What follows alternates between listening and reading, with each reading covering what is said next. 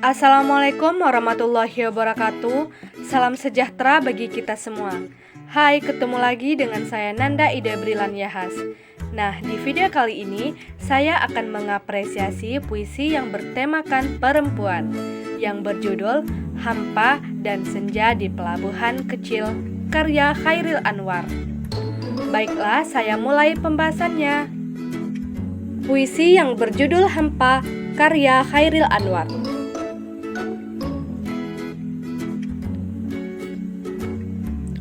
Puisi ini menceritakan tentang seorang perempuan yang sangat dinanti-nanti oleh tokoh aku. Puisi ini menggambarkan sebuah kedukaan perasaan tokoh aku yang tertimpa sepi dalam segala penantiannya.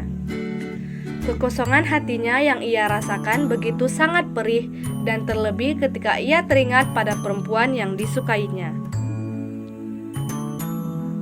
Seakan kehampaan itu semakin menjadi-jadi karena tidak bisa memiliki perempuan itu. Dan pada akhirnya ia hanya akan menjadi biasa dengan sepi yang terus ada.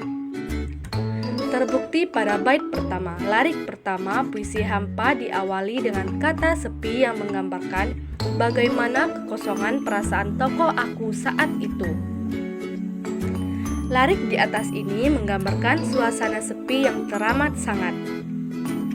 Dan larik di atas ini menggambarkan bentuk kekesalan tokoh aku atas penantian-penantian yang dilakukannya terhadap perempuan yang dimaksudnya dalam puisi ini, dan juga menunjukkan keputusasaan tokoh aku dengan perasaannya yang akhirnya hanya akan berujung pada sepi. Lewat larik di atas ini, tokoh aku merasakan sebuah penantian atas perempuan yang semakin lama semakin membuat perasaannya sulit, memberatkan pikirannya, menjadi beban bagi dirinya. Larik di atas ini seolah mengungkapkan akibat terlalu sulitnya perasaan yang tokoh aku rasakan, hanya sepi jawabannya. Belum ada hasil yang ia dapati dari rasanya pada sang perempuan itu, entah itu rasa ingin memiliki atau sekedar kerinduan. Namun kehampaan yang teramat yang ia rasakan membuat segala harapan seakan binasa.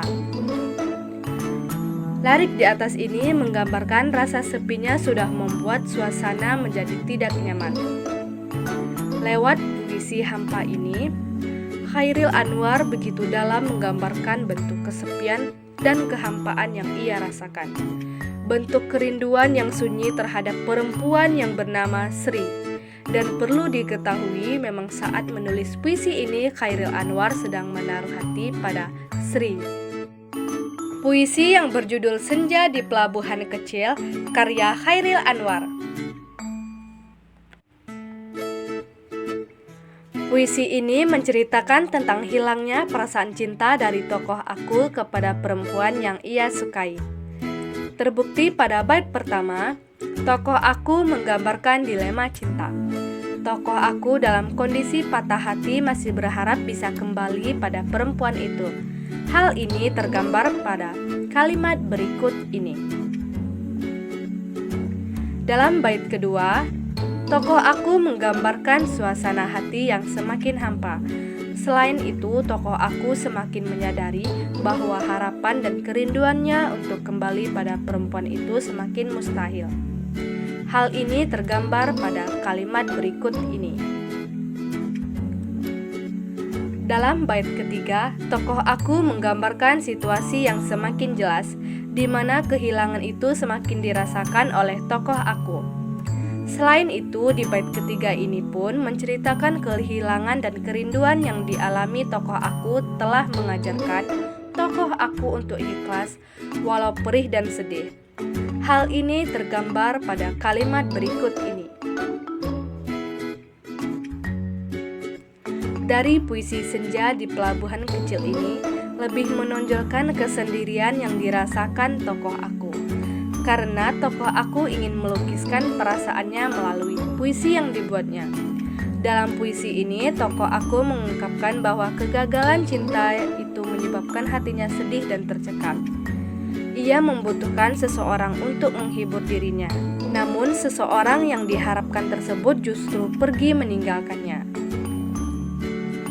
Penyair merasa itu semua merupakan sebuah kegagalan. Hal itu menyebabkan seolah-olah penyair kehilangan segala-galanya.